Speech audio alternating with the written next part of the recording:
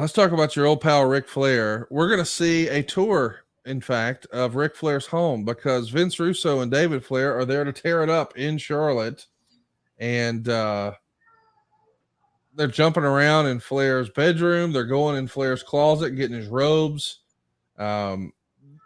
This segment, oh, there you see. Look, that's Ashley.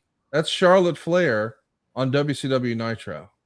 Beth Flair and, of course, Reed. But how about you had Charlotte in WCW years before Vince ever had her on Raw? Just saying. That's a stretch, but okay, I'll take it. And by the way, that wasn't me. That was Russo put that together, and for better or worse. Now, this idea, I don't hate this idea. Right. This is the only thing I hate about it is that Russo's front and center. You know, that's what I wanted to ask you about. Is he on camera too much here for you? He's anytime that Vince Russo was on camera, it was too much. Okay. He just wasn't a compelling character, and he wasn't a great performer. He could go out there and, he could, because Vince has the gift of gab. Vince could go out there and run his mouth, and it'll make sense to people in the moment. And then he gets done talking, you think about it and you go, oh, no. Vince just wasn't a believable character, but he had inserted himself. The story, behind the scenes was, Vince Russo replaced Eric Bischoff. Eric Bischoff was sent home, fired, lack of a better way of saying it, although they were still paying me. And then, they've got to bring Eric Bischoff back. The Eric Bischoff, Vince Russo story was kind of front and center to a percentage of the audience. What percentage of the audience? I don't know. I don't know if anybody does even today. But we leaned into that. And it could have been, it had the potential of being a good story initially. It's why I agreed to do it and let it happen. But it quickly deteriorated. And by this time, Russo and I were not on the same page. Shortly after this, I'm gone. Vince Russo pulls his own little stunt, and I threw my hands up and said, Brad, you hired him. He's your problem. I'm done. It's either me or him. That was my ultimatum to Brad Siegel, sitting in Brad's office in Atlanta. It was very simple. I said, Brad, either he goes or I go, but this working together thing isn't going to work. And this is an example of it. Talk to me a little bit about Flair here, because, it wasn't that long ago, less than 2 years, and he's at odds. He's on the sidelines. You guys are suing each other, not happy with each other. Now he's back, and he's got an opportunity to work with his son. But as you said, maybe it is too much too soon for David. What do you think Rick thought about working with David here? I don't know. I never talked to Rick about it at the time. I assumed, which was a mistake, I assumed that it was something that Rick would have wanted and been excited about, but I don't know that for sure. I'd like to know. I'd like to hear from Rick about that. I don't. You want to give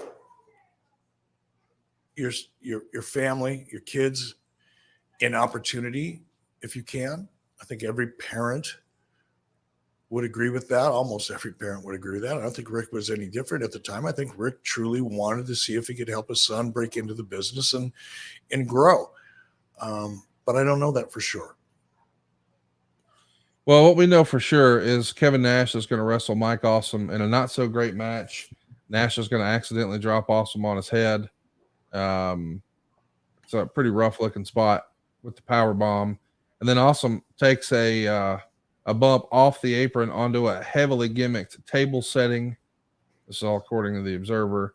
And the match ended with Awesome never put in the ambulance, but I think it ended because it was a mercy killing. That's all, of course, according to Dave Meltzer. You're going to challenge DDP and ask him to bring backup.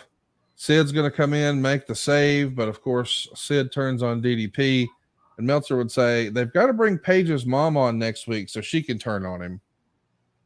Were you doing too many DDP can't trust anyone stories here, do you think? Yeah, because it was very similar to the Sting story, right? Yeah. That was the premise of the early Crow character. Sting felt, though people that were his friends, close friends, began to doubt him and doubt Sting's integrity, which is what kind of forced or was the catalyst for Sting kind of turning his back on everybody until he could sort out who he could trust and not trust. That was the premise of a story that worked really, really well 2 years earlier. And now we're going to the well with the same story. Different characters, same story. Eventually, we get Horace Hogan turning on Hulk Hogan on this same show too. So another hallmark of Russo booking, I guess. Lots of turns, even on Crash TV, bro. It worked for me in WWE. I turned WWE around. I'm the one that made that happen, bro. It's just a mess. It was, oh God. I don't know why I still get pissed. I don't know why. I don't care. It's not going to affect my life anymore one way or the other. But it still bothers me, I guess, for some reason. I can't define or articulate. We're going to switch the title here too. Flair's going to beat Jeff Jarrett with an inside cradle in 6 minutes and 16 seconds. Flair's 51 years old here, wrestling with one arm because he needs shoulder surgery, and they're hoping to do it in mid-June. And he wrestles in street clothes. According to the Observer, WCW wanted him to wrestle in trunks, but there was a miscommunication, so he didn't even bring any trunks. And he wins the world title in street clothes. In street clothes. What in the world are we doing, Eric? This feels like you keep asking me that question, and I keep searching for some kind of reasonable explanation or answer, and I just can't. You just sort of throw your hands up at most of this stuff. I don't know what else to do. I can't make any sense of it. Even look, and I'm not stirring any shit up, but how many? Well, I guess I could see Rick not bringing trunks to TV, bringing his gear to TV, if indeed he had a bad wheel that he was preparing to have operated on, because you wouldn't expect to be asked to get in the ring when you're injured. Yeah. So I guess that makes sense. But if that's the case and he was injured, why do it at all? Right. Why even go there? Wait. Don't we all love summer vacation, relaxing, laying out by the pool, barbecues, hitting the beach, doing, well, nothing? Well, how about a summer vacation from your house payments? With SaveWithConrad.com, you can do just that. Reduce your monthly payments by making the equity you built up in your home work for you. You can roll together those high interest rate credit cards into one lower monthly payment, and perhaps access some of that newfound equity to turn your house into your dream home with no money out of pocket. And how about this? You get to skip your next 2 house payments. That's right. You won't have to make your June or your July house payment. You're done until August 1st. Go right now to SaveWithConrad.com. Let my team run the numbers for you for free. There's no obligation, and if we can't help you save some cash, we won't waste your time. And did I mention we're offering a 3-year guarantee right now?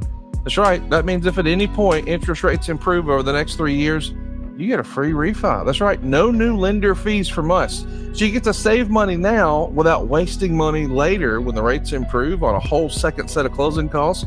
Why not go to SaveWithConrad.com and get a guarantee? Save money now and save money later with your friend in the mortgage business. That's me, Conrad Thompson at SaveWithConrad.com. Shoot me an email at Conrad@SaveWithConrad.com. Give us a call at 888-425-0105. Or get yourself a quick quote, even talk to a live person right now at SaveWithConrad.com. NMLS number 2129, equal housing lender. Let's take a summer vacation from house payments at SaveWithConrad.com.